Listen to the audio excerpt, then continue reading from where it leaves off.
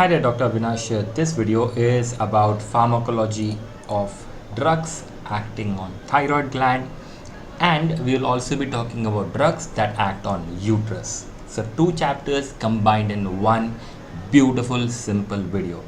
To understand the thyroid pharmacology, you have to understand the physiology of the thyroid gland. Okay, the first thing I want you to understand is the hypothalamo-pituitary thyroid axis. The final controller, of course, is the hypothalamus. Okay, the hypothalamus releases a hormone called as TRH, that's thyrotropin releasing hormone, which acts on the anterior pituitary.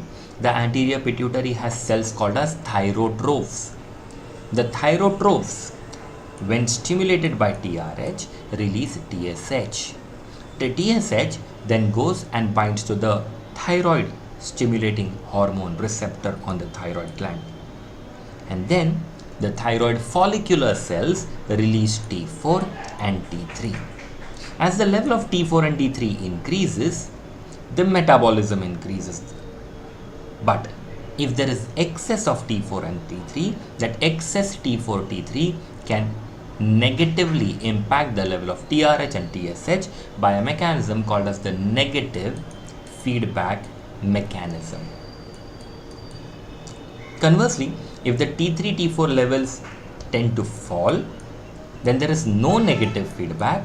The TRH levels increase, the TSH levels increase, and the T3 T4 level again start going up till they are balanced out.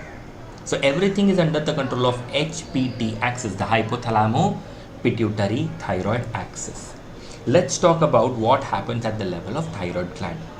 We eat our food, it contains iodine in various forms. That iodine is picked up by a special protein transporter called as the sodium iodide symporter, or NIS in short. This iodine transporter captures the iodine in the form of I-, which is present in our blood, and dumps it in the thyroid follicular cells. Now, in the thyroid follicular cells, nothing happens to this iodine. A special protein again on the inner aspect of the follicular cell. So this cell actually is a cell which probably is located on one of those follicles. So if you recall how the follicle looks, this is a very schematic diagram of the follicle. I hope you're getting it, what I'm trying to draw here. This is one of the cells I have drawn. Okay. So here are blood vessels. Iodine came from the blood vessel and it is coming towards the center of this follicle. This aspect here represents the lumen of this follicle. Okay, and this is where we have the colloid, the thyroglobulin molecule. Isn't it simple? So iodine was picked up from the blood, transported across the thyroid follicular cells using a special protein called as pendrin, PENDRIN.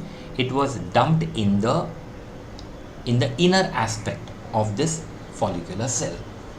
Here, an enzyme called as peroxidase, okay, thyroid peroxidase, converts I- into I2, iodine. Okay, this process is called as oxidation. So step number 1 was uptake. The step number 2 was peroxidation or oxidation, however you like to call it. Step 3 is combining this iodine to a molecule of thyroglobulin. The thyroglobulin molecule is also created by the thyroid follicular cells.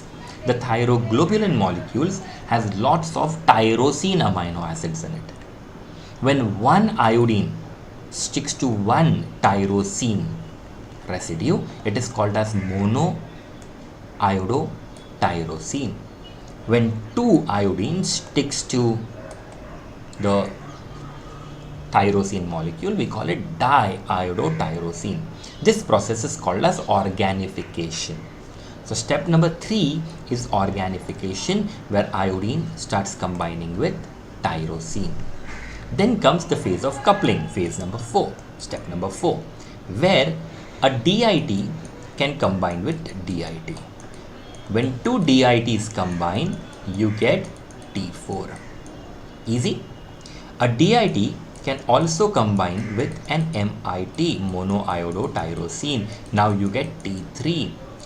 Sometimes, on rare occasions, not rare occasions, many times this happens, and MIT combines with DIT. This also gives you a T3, but this T3 is not useful.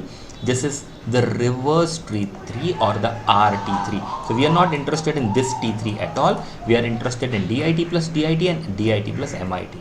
So eventually you get T4 and T3.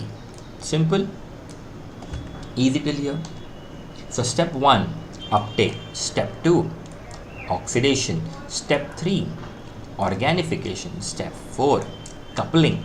Now at the stage of coupling, the thyroglobulin molecule will have some MIT molecules, monoiodotyrosine, some diiodotyrosine, DITs, but a lot of T4, thyroxine, and T3s, triiodothyronine molecules. Okay, all jumbled up together in this beautiful protein called as thyroglobulin. When TSH stimulates the thyroid follicular cells, the thyroid follicular cells can make pseudopodias. So imagine finger-like projections coming from here and literally pinching a part of this thyroglobulin and taking it inside. This will be called as endocytosis. Simple. So step 1, uptake. Step 2, oxidation or peroxidation. Step 3 is organification. Step 4 is coupling, and step number 5 happens when T3 and T4 is supposed to be released in the bloodstream. It is endocytosis. Now endocytosis and phagocytosis is more or less similar. When a pinch of thyroglobulin is taken, it forms a vesicle, okay, like a phagocytic vesicle, and on that phagocytic vesicle or endocytic vesicle, the follicular cells add lysosomes. Now lysosomes, if you recall, contains lysozymes, and as a result this molecule starts to break apart, and as it breaks apart you get free MIT, free DIT, free T3, free T4, all present in the thyroid follicular cells. Simple enough. This is called as processing of the thyroglobulin molecule. And at the end you get free MIT DITs, T3s and T4s, and of course lot of amino acids, because thyroglobulin is also being destroyed. The amino acids will be recycled. You make more thyroglobulins out of it. The T3, T4 will be released in the circulation. So this is the next step, release. And MIT DIT will be again broken down. The iodine will be recycled. The tyrosine will again go back to thyroglobulin. So everything is used up, even if it seems as if it's being broken down. That's not the case. It will be reused again. So step 1 was uptake by sodium iodide symporter. There is this Pendrin step here, which really is not significant from pharmacology perspective. Oxidation is step number 2. Organification step number 3. Coupling is step number 4.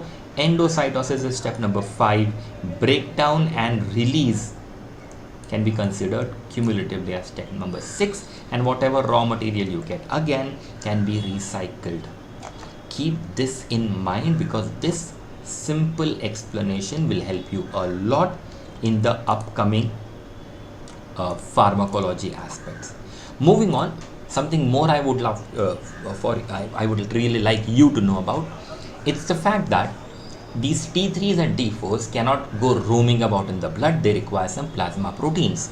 These plasma proteins are 3: TBG, thyroxine binding globulin; TTR, transthyretin. This was originally known as thyroxine binding pre-albumin or TBPA. Now it is called as TTR, transthyretin; and albumin. So TBG, TTR and albumin all carry T3 and T4 with them to different parts of the body.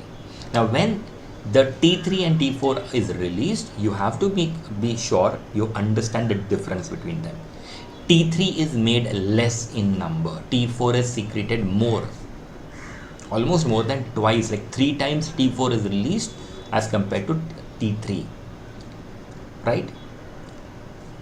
The half-life of T3 is only 1 day. So it means it is very short-lasting action. The T4's action is long-lasting. It lasts for 7 days.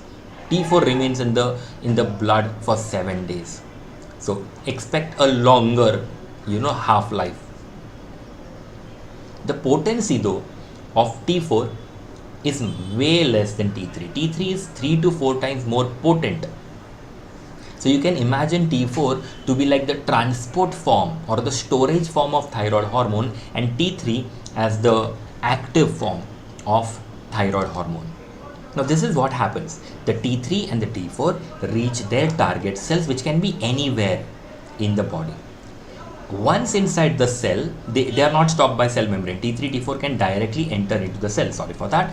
So T3 and T4 enter into the cell. The T4 loses an iodine and becomes T3. This process called as deiodination. You lose an iodine, T4 becomes T3. T3 then enters into the nucleus. Inside the nucleus, there is a receptor called as thyroid receptor. Thyroid hormone receptor is already attached to a special gene, the thyroid response element. But this thyroid receptor can do nothing. You know why? Because in normal situation, a co-repressor molecule is bound to this thyroid receptor. Easy? When T3 sticks to this receptor, the co-repressor molecule is removed and the co-activator molecule is attached. Let me recap. Inside the nucleus of mammalian cells, of our human cells, the thyroid hormone receptor is already stuck to an enzyme ready to convert that, not enzyme, sorry, it is already stuck to a gene called as the thyroid response element, already ready to convert the TRE, thyroid response element, to mRNA. The thyroid response element is the gene. If TRE, thyroid response element, gets converted into mRNA, actions will happen because mRNA will give rise to proteins. Proteins do the work. I hope I'm not confusing you. But in natural situations, when T3 is not there, this thyroid receptor does nothing. Reason being, there is a co-repressor, COR, stuck to the receptor.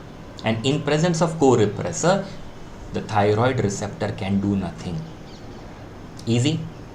When T3 sticks to this thyroid receptor, the co-repressor is separated. The co-activator, here represented as COA, it gets attached, and then the TRE gets converted into mRNA. mRNA becomes proteins, and proteins will change the activity of cells. Now, with this physiology in our mind, let us understand when will we use thyroid hormones, or still better question is, why will we use a thyroid hormone? Well, T3 is also available, T4 is also available, but T4 is more preferred medicine. It's available as in capsule format, and it has a good history. T4 thyroxine capsules, levothyroxine capsules, can be used in 7 distinct conditions. These conditions are cretinism. See, we already know what cretinism is. It is decrease in the T3, T4 levels in a baby, in a child. This can be a sporadic cretinism, or it can be iodine deficiency cretinism. Sporadic happens anytime. Endemic iodine deficiency will happen in certain regions only. Now, in neonates or in the early childhood, if the thyroxine level is not there in the blood, then the brain development becomes really slow. The child becomes a cretin or retarded, mentally retarded. To prevent this, we start treatment with thyroxine, 8 to 12 micrograms per kg daily, as early as possible, because once the child becomes mentally retarded, nothing can be done. Only partial reversal of that mental retardation will happen. So the earlier the better. Actually, the moment you give T3, T4, not T3, T4, here we are talking about T4. When you give levothyroxine, the response is dramatic. Immediately physical growth and development starts. Mental retardation is prevented. So it's a fantastic drug.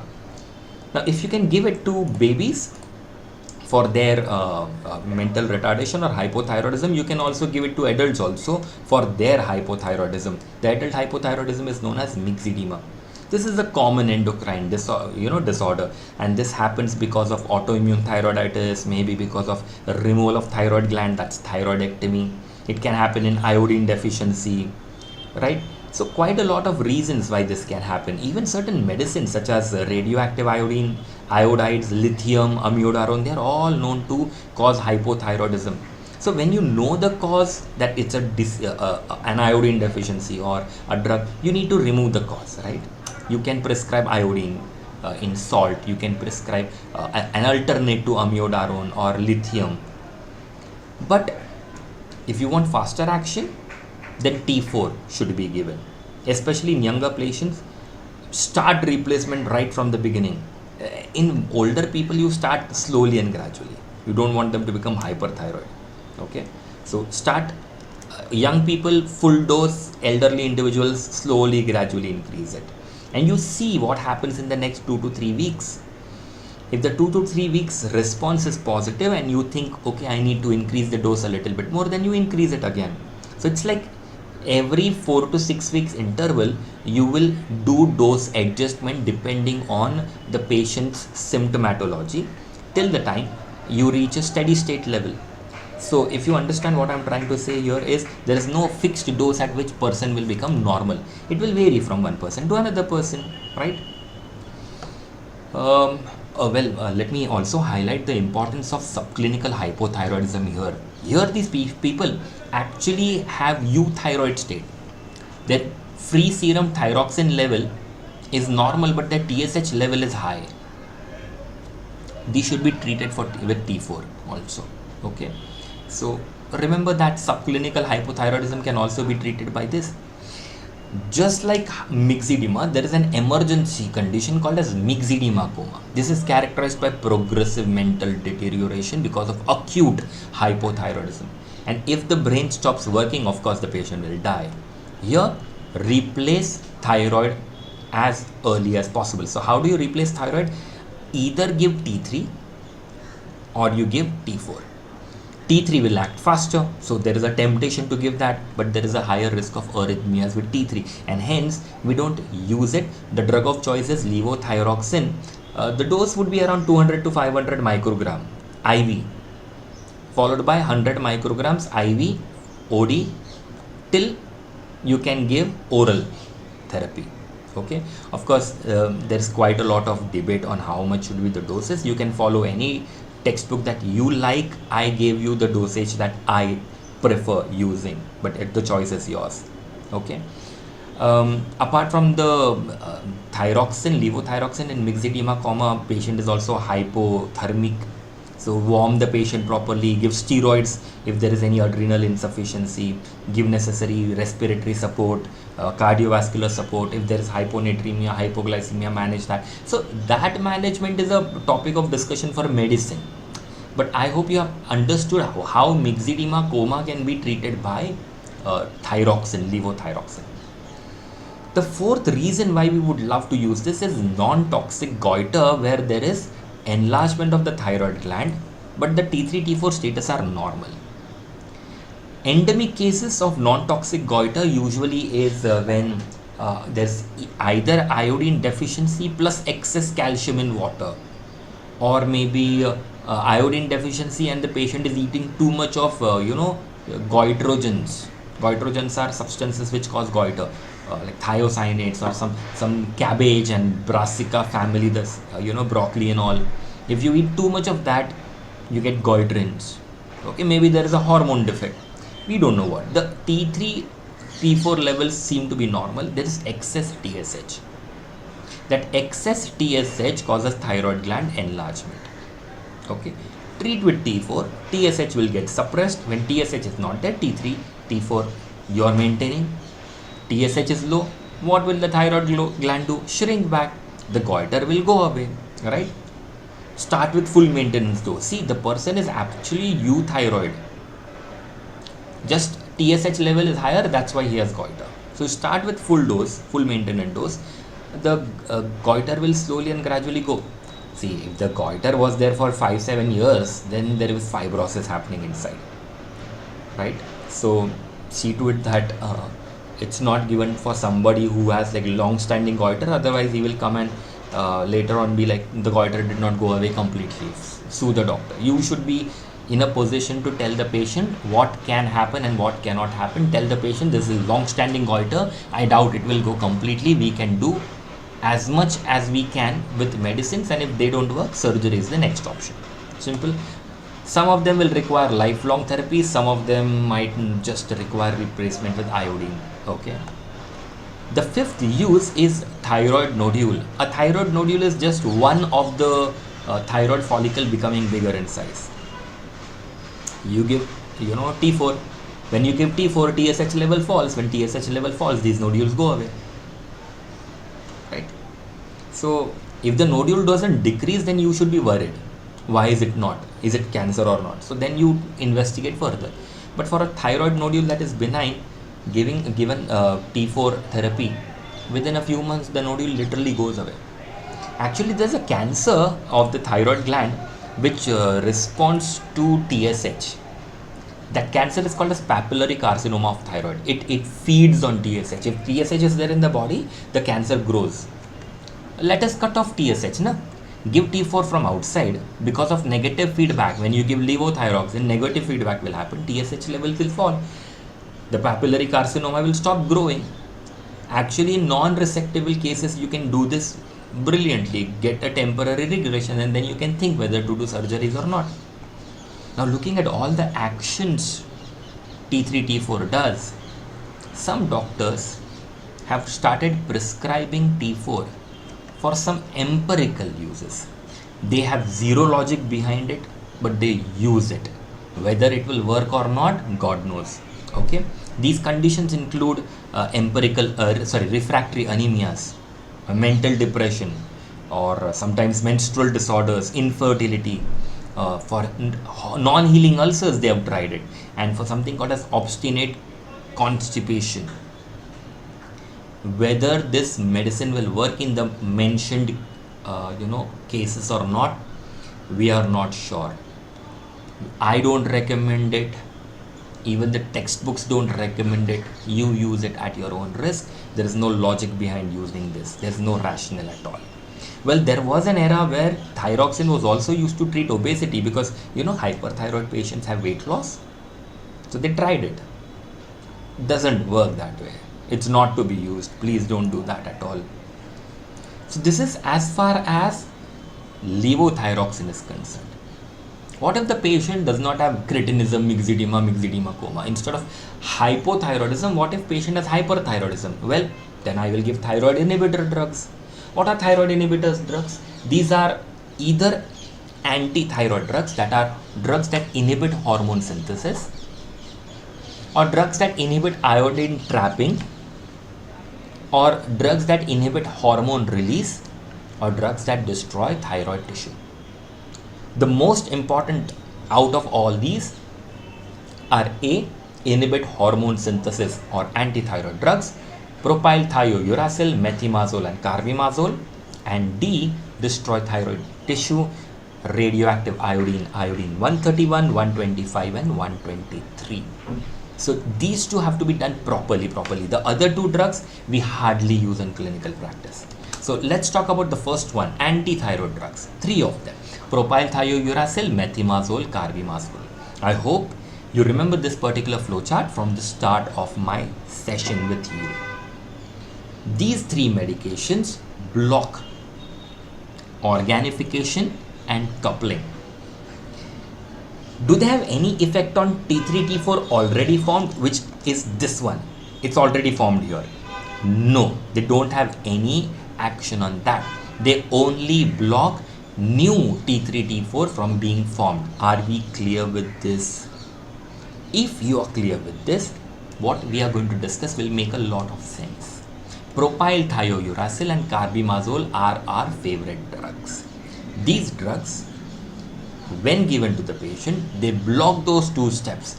The organification and coupling do not allow new T3, T4 to form and hence control hyperthyroidism. But if you don't control the drugs that you're giving, eventually the patient might become hypothyroid and may get goiter also. The good news is this is reversible. We love propylthiouracil. It is less potent compared to carbimazole. It is highly plasma protein bound, and it is not crossing placenta or milk, which is good because then the baby is safe. The half-life is only 1 to 2 hours, which means in 1 hour or 2 hours, if you give a 100 mg tablet, 100 mg actually reaches the blood. Giving a hypothetical example, please don't catch me later.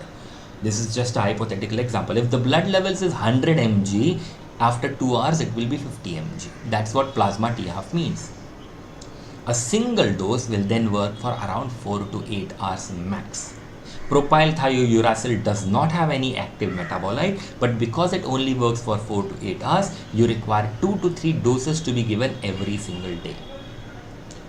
The good news about propylthiouracil is it does not just block the 2 steps mentioned in the previous slide, the organification and coupling. It also blocks the peripheral conversion of T4 to T3. Remember, in the cell, I showed you how T4 becomes T3 because the receptor TR only binds to T3, it does not bind to T4. So T4 has to give away an iodine, deiodination. Even that step is blocked by propylthiouracil. So propylthiouracil has a thyroid action and a peripheral action both. Carbimazole, on the other hand, is 5 times more potent. It is less plasma protein bound. It is crossing the milk and the placental barrier. It acts, it's in the blood for around 6 to 10 hours. Half-life is 6 to 10 hours, which means it will work for 12 to 24 hours. And as a result, a single daily dose is sufficient. Carbimazole gets metabolized into methimazole. So methimazole is the active form of carbimazole. Unfortunately, carbimazole does not stop the peripheral conversion of T4 to T3. Now these are 8 points of difference between propylthiouracil and carbimazole that you compulsorily must know. There is a 9th point of difference which is based on their chemistry.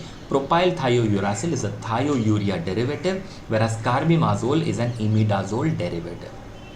I have already explained to you how these medicines can cause hypothyroidism and goiter, which is reversible. Apart from that, all 3 drugs, carbimazole, methimazole and propylthiouracil, can cause GI intolerance, skin rash and joint pain. Some people complain of loss of hairs or even graying of hair. They lose their taste sensation temporarily, and fever and liver damage also are known complications. A rare complication but a serious complication is agranulocytosis, which means the immunity will drop and the patient will become susceptible to various infections. Good news is, even though serious, you stop these medications, the side effects will go away. This is mostly reversible. So, when will we use these 3 drugs? As a definitive therapy, if you give it to patient of Graves' disease, in 50% of these cases, after 1 to 2 years of chronic treatment, these Graves' disease patient will recover completely. But only 50% will recover, the other 50% will not. Even if there is a case of toxic nodular goiter, one nodule creating too much of T3, T4, and you give these 3 drugs, the thyroid hormone levels will start to form. Remissions can be achieved. It's rare to get complete remission, but it can be achieved. The main use of these drugs is pre-operatively. If a person is hyperthyroid and has to undergo a surgery, thyroid surgery for a thyroidectomy per se, then before you do the surgery, you make that person euthyroid with carbimazole. Only then we do surgery, otherwise we do not do surgery. Okay, this is one of the most important use, and it can also be used along with radioactive iodine. So this is how the treatment with radioactive iodine, which we will be discussing in some time, works. You control the thyroid hormone levels by antithyroid drug, give a gap of 1 to 2 weeks, then you give radioactive iodine, then you resume antithyroid drugs after 5 to 7 days, and slowly and gradually stop over the next 3 months. In this way, the radioactive iodine will be picked up more efficiently and it will work much better in those patients. Simple. The advantages of these drugs over surgery or radioactive iodine is, one, there is no surgical risk, and even if hypothyroidism happens, it's completely reversible. And that's the reason why it is good even for children and in young adults. Simple. The disadvantage is you require prolonged treatment. Look at the number of months or years we are talking here. And it's not practical in patients who are not cooperative or not intelligent enough, or who don't understand the seriousness of their the disease. So for them you can't really do much. Like, you then have to do a drastic step of removing the thyroid gland, surgery or radioactive iodine. Getting it? And of course the side effects, they are a major drawback. The thyroid hormone release inhibitors, iodine, iodides of sodium and potassium, and organic iodides, they actually have to be given daily. This is the second category, all a different category, don't be like continuation. This is different one. The inhibitors of hormone release, if you give daily, their peak effect is seen between 10 to 15 days, after which they become useless because the thyroid escapes their mechanism of action. And their mechanism is very simple. They block uptake of iodine, and they don't allow thyroglobulin molecule to be endocytosed. So they stop release. Simple. We don't use it that much. Once upon a time it was for pre-operative preparation of thyroidectomy, and in cases of thyroid storm, that's super hyperthyroidism, acute super hyperthyroidism, and in cases of endemic goiter. More often we use these iodides nowadays in the form of betadine as an antiseptic. So I don't think anybody is going to ask you this. This is something they can ask you. Destroy thyroid tissue. A radioactive iodine, iodine 131, 125 and 123. There are two doses that you need to remember. One is called diagnostic dose, which is 20 to 100 microcurie, and therapeutic dose in hyperthyroidism 3 to 6 millicuries. Okay, in the textbook I believe there has been an error in printing. If you are referring the same version of the textbook, there is an error in printing. I hope you correct your textbook and do the necessary corrections. Okay, the idea is very simple. Radioactive iodine 131 gives gamma rays, okay, plus X-rays also, plus beta particles also. The gamma rays are for tracer studies, like you can find out how big the gland is and all that thing, you can do it. But the X-rays and the beta particles, they are the ones which can destroy the thyroid cells. So the idea is very simple. Make the thyroid gland pick up radioactive iodine. Well, it's simple. The thyroid gland has sodium iodide importer, it will pick it up. Let it get concentrated in the thyroid gland by getting into the colloid, and you trap it there. Once you trap it there, it will start emitting radiations from within the thyroid gland, right? And these beta particles will destroy thyroid gland from within. The good news is beta particles do not have good penetration. They only penetrate 0.5 to 2 mm of tissue. So all the thyroid follicular cells in that range, 0.5 to 2 mm, that will be destroyed. So when you hit the cell from inside with radiation, the cell undergoes pycnosis and necrosis and fibrosis. Okay, and the radiation, the dose should be smartly calculated. You give it enough, only the thyroid gland is destroyed without destroying the neighboring tissue.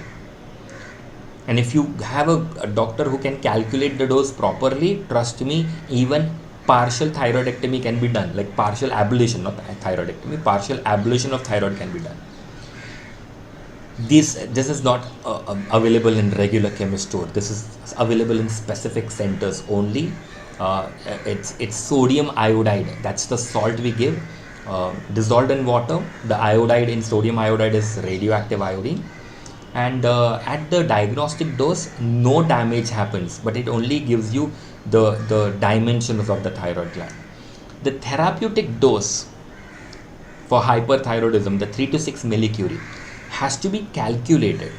Okay, how much? 3, 3.5, 4, 4.5, calculated. How? Using the diagnostic dose. Getting it? So maybe even more you might have to give depending on the disease. Like imagine a toxic multinodular goiter, Graves' disease. They will require much more, much more dose. The response is slow. Actually, the response comes 2 weeks later onwards, gradually becomes higher and higher and peaks at 3 months or so. So if you want to see whether the thyroid gland has been destroyed by radioactive iodine or not, you need to check after 3 months. And if not sufficiently destroyed, you might have to repeat it. Well, there are some advantages and some disadvantages of this radioactive iodine therapy. Let's focus on the advantages first.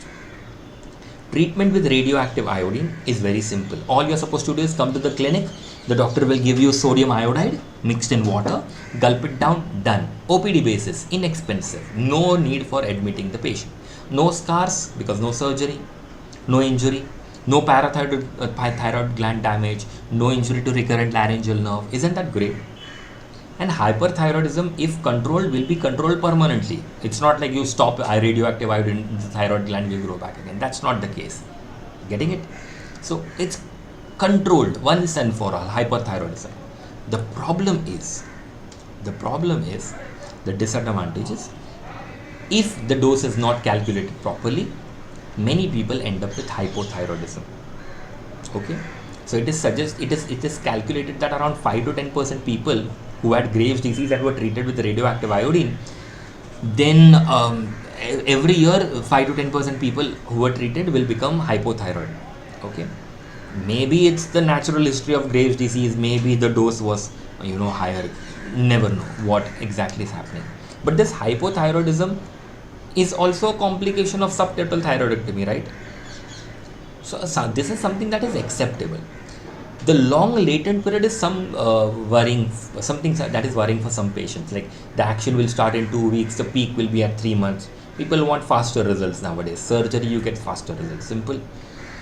You can't give it in pregnancy. If you give it in pregnancy, the radioactive iodine will cross the placental barrier, enter into the baby and destroy the baby's thyroid gland.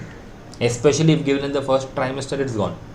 So that's not a good idea. And it's not suitable for young patients because if they get hypothyroidism, then this hypothyroidism is for life and it is permanent. And then they will have to take thyroxine tablet for years together. Okay, so this is what you need to know as far as thyroid drugs are concerned. Isn't that simple? Let's move on to drugs that act on uterus. Well, we are going to discuss two types of drugs that stimulate the uterus and drugs that relax the uterus. The drugs that stimulate the uterus can be posterior pituitary hormone like oxytocin and des-aminooxytocin. Whereas you also have a modified version of oxytocin called as carbetocin. You can even use ergot alkaloids, ergometrin, methyl ergometrin, and prostaglandins PGE2, PGF2 alpha, and 15-methyl PGF2 alpha, along with misoprostol. Other drugs are ethacridine and quinine, which we are not going to discuss. Okay, the relaxants belong to many categories. Alpha adrenergic agonists such as ritodrin, salbutamol, terbutalin are effective enough, but we are going to discuss isoxsuprine a little bit. Calcium channel blockers, because they are smooth muscle relaxants and uterus is made up of smooth muscles, so nifedipine can be used. We also have atosiban, which is an oxytocin antagonist, magnesium sulfate, and others which include ethyl alcohol, nitrates, progesterone, and general anesthetic, along with an NSAID, non-steroidal anti-inflammatory drug, indomethacin. Now, not going to cover everything because everything is not important from the exam perspective. We are going to focus first on oxytocin. Oxytocin is a nonapeptide. It is made up of 9 amino acids. It is a hormone from the posterior pituitary. Our pituitary gland releases oxytocin when we have sexual intercourse, during parturition, and during breastfeeding when the baby is suckling at the nipple areola. The major actions of oxytocin is on the uterus. They increase the force and the frequency of uterine contraction. Force and frequency of uterine contraction. Estrogen increases oxytocin receptors. progesterone decreases the action of oxytocin on uterus. So progesterone is what relaxes the uterus, estrogen enhances the contractions of the uterus. Okay, the oxytocin receptor is a G protein coupled receptor. When activated, it works via second messengers such as IP3 and DAG and cause muscles to contract. Oxytocin also acts on the breast and leads to milk ejection reflex. Remember, milk is not sucked out with the baby, the milk flows in the mouth of the baby thanks to this reflex. And the third level where it will work is on CVS. It can cause vasodilatation because it sometimes works like ADH. So even on kidney it will work like ADH. It is known to cause constriction of umbilical blood vessels. So be careful with this. The action is labor by its action on uterus, milk ejection reflex by its action on breast, and it also helps in neurotransmitter. Actually, when oxytocin is present in the brain, the person gets feeling of love. So that's the reason why this is the love neurotransmitter or the love hormone. If you give this orally, it will be digested in the GIT. You have to give it IM or IV. Nowadays we have an intranasal preparation available, but that is rarely used. This is much more suitable for females who have difficulty in lactation.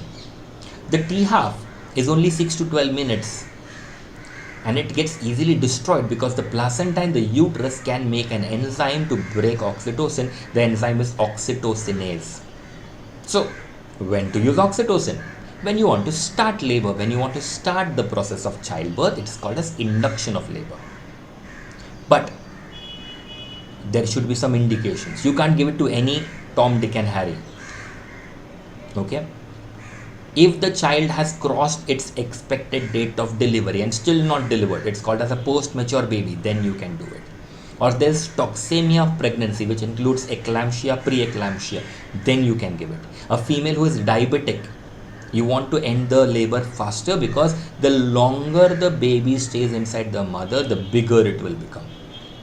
Other conditions such as erythroblastosis fetalis or premature rupture of membrane, if the amniotic membrane covering the baby has ruptured, then the chances of infection are higher, right? So if the rupture of membrane has taken place, then you deliver the baby faster.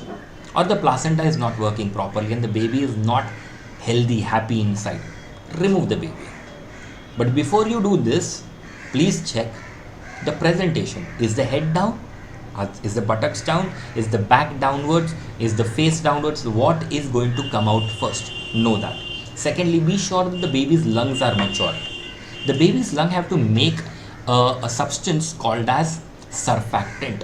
Surfactant is absent before 32 weeks of pregnancy and it is present after 34 weeks of pregnancy. So be sure that the baby you are trying to deliver by giving oxytocin has enough lung maturity, otherwise the child will be delivered and it will suffocate to death. Make sure that the pelvis of the mother is adequate and there is no CPD, cephalopelvic disproportion. It should not happen that the mother has a narrow pelvis or the baby has a big head, because in both these scenarios, if the head is big or the pelvis is narrow, the baby can't be delivered by vaginal route.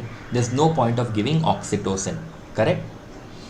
Also, the baby should be coming down, not the placenta. There is a disease, not a disease, a condition called as placenta previa, where the placenta lies in front of the presenting part. So if the placenta is below the head of the baby, don't deliver by vaginal route. It is going to become risky. And if the baby is in distress, if the baby is showing signs of being in trouble, go for cesarean section, get the baby out, stabilize the baby. Because with oxytocin, it's still going to take a few hours to deliver the baby. It's not going to happen in minutes. And if the mother has some scar on her uterus, maybe because of previous surgery or previous cesarean section, and you're worried about the integrity of scar, whether the scar will hold true or not, whether it will rupture or not, don't take the risk. Don't give oxytocin, deliver by cesarean section. How to give oxytocin? Take 5 international units of oxytocin and dilute it in 500 ml of fluid. This fluid can be glucose or normal saline. When you do this 5 international units in 500 ml, it becomes 10 milli international units per ml. That is the dose that we get. Start this dose. and then increase and increase and increase till you get the adequate response. Are we clear? So you keep on increasing by 0.2 to 2 ml per minute till the time you get good contractions.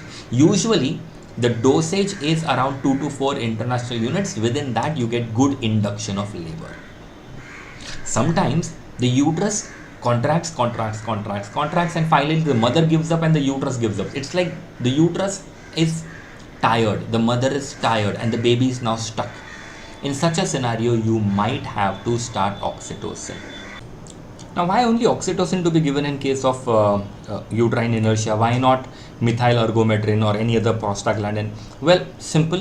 One, because oxytocin has a very short T half. So even if you start it on a slow IV infusion, the intensity can be easily controlled, and if it becomes too much, you can actually stop the action of oxytocin. You just allow it to kind of be there in the body. The uterus and the placenta will just break it up. The low concentration of oxytocin that we give in uterine inertia and even in induction of labor makes it possible for the uterus to contract in the natural rhythm, which means there will be contraction followed by relaxation. The baby gets oxygenation only during relaxation of the uterus, which means using these medicines, oxytocins, baby's oxygenation will not suffer. If you give methyl ergometrin or prostaglandins, they only cause sustained contractions, which means the baby will not get enough oxygen. The lower segment is not contracted because of oxytocin. Actually, the upper part of uterus contracts and push the baby down. The lower part actually dilates. The lower uterine part dilates so that the baby can come down very easily. The fetal descent is not compromised when we give oxytocin. And if the contractions are there, oxytocin only helps it. Simple. And that's why oxytocin should be given and not the other two drugs. Well, it can also be given in case of postpartum hemorrhage and in case of cesarean sections. Around 5 international units injected IM or IV should be given. Okay, especially if methyl ergometrin is contraindicated. It's contraindicated in hypertensive women. So there you don't give methyl ergometrin or ergometrin, you give oxytocin. By giving oxytocin, there is a forceful contraction of the uterine muscles. This contraction compresses the blood vessels that are passing through these uterine muscles, and when these uterine muscles squeeze or compress these blood vessels, the bleeding from these blood vessels will stop. Simple.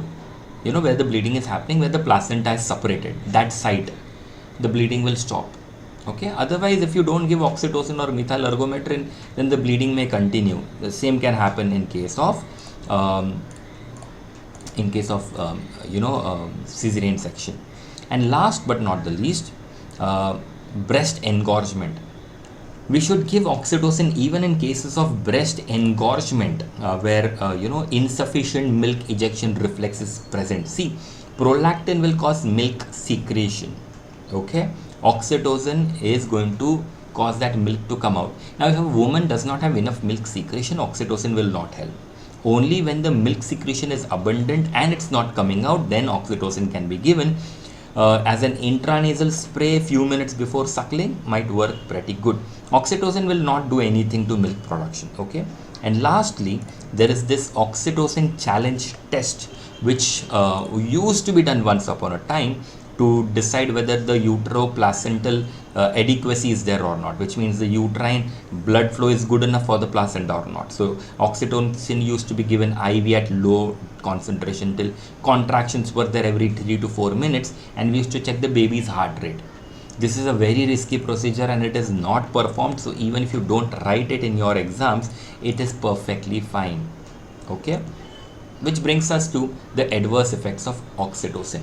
The first important adverse effects is birth injury, and the second is of course intoxication. Let me explain the first one. If you give too much of oxytocin, there will be too strong uterine contraction, right? Which means the presenting part, the head, the buttocks, whatever is coming out first will be pushed so hard against the incompletely dilated birth canal, like cervix is not open, vagina is not dilating, and the baby is pushing out. It will cause maternal soft tissue injuries and fetal soft tissue injuries, plus there is a risk of rupture of uterus and fetal asphyxia and even death. So be careful not to use too much of oxytocin. Water intoxication, why? Because remember, one of the action of oxytocin is ADH like action. So if large dose is given along with IV fluids, then there might be complications, like serious or fatal complications, especially in toxemia of pregnancy, and in cases the kidneys are not working properly and renal insufficiency, it might just not be a good idea. So I hope you're clear with oxytocins. What about ergometrin and methyl ergometrin? Well, we are more interested in methyl ergometrin, or the brand name Methargin. These drugs actually were obtained from ergot alkaloid. Ergot is a fungus. Okay, the ergot alkaloid which we use is ergonovine and methyl ergometrin, or ergometrin and methyl ergometrin in obstetrics, and both have same properties. Like on the uterus, it increases the force of contraction, the frequency of contraction, the duration of contractions, and at high doses it can actually cause contracture, which means sustained state of contraction. See, in low doses the force is increasing, the frequency is increasing, the duration is increasing, which means there will be contraction and there will be some relaxation in between. But at higher doses, full contraction, no relaxation. Actually, the pregnant uterus or the gravid uterus is much more sensitive to this action as compared to the non-pregnant uterus. Okay, it is believed that this action happens because of partial agonistic action on the serotonin 2, 5-HT2 receptors and the alpha adrenergic receptor. Remember this for your MCQs. Methyl ergometrin and ergometrin both can work on cardiovascular system and cause vasoconstriction. Now they are weaker vasoconstriction as compared to ergotamine. They don't cause endothelial damage or anything, but they are known to raise blood pressure. So be careful with these drugs.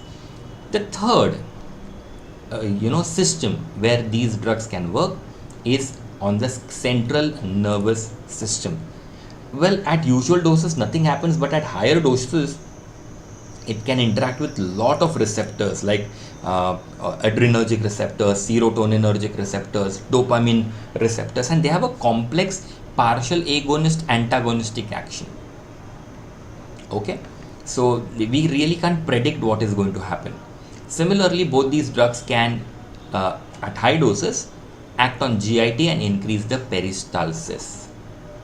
These medicines, the important pharmacokinetics that you have to remember are: one, they can be absorbed from the oral cavity, so you can give oral tablets and of course sublingual.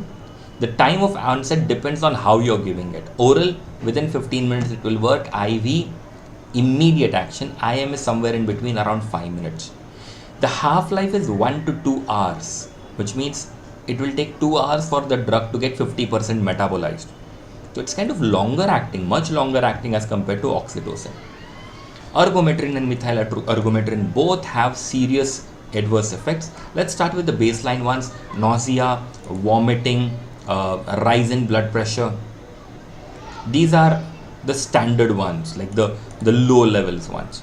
But they also have some dopaminergic action, dopamine-like action, which means they can act at the level of pituitary and inhibit the release of prolactin. Okay, so milk production can stop temporarily if you give too much. So methyl ergometrin and ergometrin should both be avoided where there is already high blood pressure, like cases of hypertension or toxemia of pregnancy, eclampsia, preeclampsia, those ones, and vascular diseases. Be careful. Don't give it in patients who are suffering from sepsis because of the vasoconstriction. Frank gangrene can set up. And in patients of liver and kidney diseases, these are better avoided. Okay, even they are avoided in the third phase of pregnancy. They should be given in the third phase of pregnancy, never in the first and the second phase of pregnancy. Okay, so don't give it during pregnancy, during labor. Only after the baby is out you should give it. The classical obstetric textbooks usually describe the timing of methyl ergometrin as to be given to the mother intramuscularly after the delivery of anterior shoulder. So at least the shoulder should be out. See, once the shoulder is out, the rest of the body just pops out within seconds. So after you see the shoulder, only then you will give methyl ergometrin to the mother. Simple. These drugs are used to control and prevent postpartum hemorrhage. This is their primary indication. Give it 0.2 to 0.3 mg IM, and this will cause a spasm, like literally contraction of the uterus, and as a result the PPH will be prevented. If it has already started, then you give a higher dose, 0.5 mg intramuscularly. Now, never use it in all cases. Why would everybody need it, right? See, childbirth is a natural process. Naturally there is enough oxytocin. Even if you have augmented a little bit, there is still oxytocin in the blood. It will cause the contraction. Only in those patients who are prone to bleed more, like for example multiparous women, or a woman who had uterine inertia, only in them you should use it, and that too in combination sometimes with oxytocin. Okay, so the idea is very simple. Constrict the blood, the muscles. When the uterine muscles are contracted, the bleeding will stop. You can use this to prevent atony. Now, what is atony? Atony is the uterus becoming completely flaccid after cesarean section or an instrumental delivery.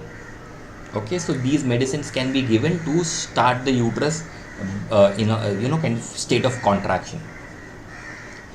After the delivery takes place, in around 6 weeks time, the uterus should go back to almost the pre-pregnant size.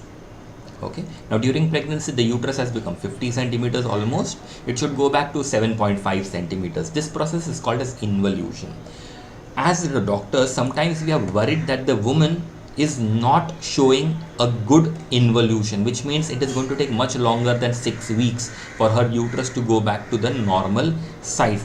In such cases, we can add methyl ergometrin 0.125 mg 3 times a day for 7 days. It should cause good involution. And lastly, now this is a surprise, it can be used to diagnose variant angina. A small dose of ergometrin can be injected when the patient is on angiography table. So you are doing coronary angiography and then you give small dose of ergometrin. That ergometrin is sufficient to trigger constriction of that reactive segment of coronary artery. Again, this is not really a great method, but we do use it sometimes. These two medicines have to be done thoroughly, which brings me to the second half of this chapter, which is uterine relaxants. Now, we have seen quite a lot of medicines. Let's focus on the first one, the adrenergic agonist, ritodrin. Okay, it's a beta-2 agonist. Okay, now why would we love to relax the uterus? Well, maybe there's a premature labor, or maybe the child was supposed to get delivered, but the facilities that you have in your clinic or in your hospital are not enough, and you have to send the patient to another higher center, or the baby is having acute fetal distress and your hospital is not equipped to deal with that. In such a case, what we do is we start an IV drip. Okay, 50 micrograms per minute IV drip to be started. 50 micrograms per minute. Increase every 10 minutes till either 1, the contraction stop, or 2, the mother's heart rate does not rise to 120 per minute. In either case, if the contraction stops or the maternal heart rate has reached 120, maintain that IV infusion. Okay, and keep it suppressed. Some doctors prefer using alternate modality. Give 10 mg IM every 4 to 6 hourly. The choice is completely the doctor's. Never give this medicine for more than 48 hours, because it makes no sense to delay labor by more than 48 hours. And you have to understand that this is a beta agonist. It will have its side effects. Think beta agonist side effects, adrenaline side effects, especially the CVS and the metabolic effects, and you will understand that ritodrin And of course, isoxaprine also can cause cardiovascular disorders such as hypotension, tachycardias, arrhythmias, pulmonary edemas, and metabolic side effects such as hyperglycemia, hyperinsulinemia, and hypokalemia. Plus, beta 2 agonists are known to cause anxiety, restlessness, headaches also, right? So even that may happen as a side effect. Remember, the baby is coming out because the nature intends it to come out at that particular point of time. You try to stop it, you are going to get some complications, including increase in maternal morbidity and fetal pulmonary edema. Okay, so I think the word edema is missing here. Okay, simple, easy to understand. Great. So here I corrected it. The edema is mentioned. It's contraindicated in females who are already diabetic or are taking any other beta blocker, or if the woman has any heart disease, or even if the woman has taken steroids, you should not give it. The second uterine relaxant I want to discuss is CCB, nifedipine. It's a calcium channel blocker, right? It decreases the influx of calcium ion. Remember, calcium plays a very important role in contractions. By reducing the amount of calcium available for contraction, nifedipine will reduce the tone of myocardium and oppose contractions. Simple, easy enough. So these are predominant. Why nifedipine only? Because this is predominantly a smooth muscle relaxant action. Okay, but you need to start pretty early, otherwise the action will not be that great. Given orally, 10 mg repeated once or twice after 20-30 minutes should do the trick, and then you have to repeat it every 6 hourly, 10 mg. Simple. This dose is sufficient to stop uterine contractions or decrease it. The problem is, if you give CCBs, expect hypotension and tachycardia, because these are the things, side effects of CCBs, right? People are worried that if BP falls, hypotension is there, then chances of fetal hypoxia is also there. Okay, so that's one worry we have. The good news is very few children who are born to mothers who have been given CCBs require any ICUs. So that's a good one. Oxytocin antagonist ertosiban is hardly used in any centers. This is a peptide analog antagonist of oxytocin, and it can stop preterm labor between 24 to 33 weeks of gestation. Compared to other medicine, this has a better risk-benefit ratio. Risk is low, benefit is higher. It's not yet approved in India, neither it is approved in US, so this is more like a hypothetical drug that is there in the market. Especially in Europe and UK it's available, but not in India, not yet. Okay, other drugs that I spoke about are magnesium sulfate. It's the drug of choice in preeclampsia and eclampsia. Probably it competes with calcium, and by doing that, it does not allow the contractions to take place. The only problem is it can increase perinatal mortality by a little bit. So this is not the preferred drug. Okay, not recommended now at all. The last category of drugs I had mentioned in my slides was miscellaneous category: ethyl alcohol, nitrate, progesterone, and general anesthetic. These can decrease uterine contractions, but they are not dependable at all. So we don't really use them as uterine relaxants. Uterine relaxants are also called as tocolytics. So not really the preferred drugs. If you know this much from this chapter, should be sufficient. I hope you have understood these two chapters, thyroid and oxytocin and anti-uterine contractions, that's uterine relaxants. If you have any doubts, please let me know. I will be more than happy to help you. Till the next time we meet, this is Dr. Avinash signing off. Take care, keep studying, and keep rocking. Bye bye.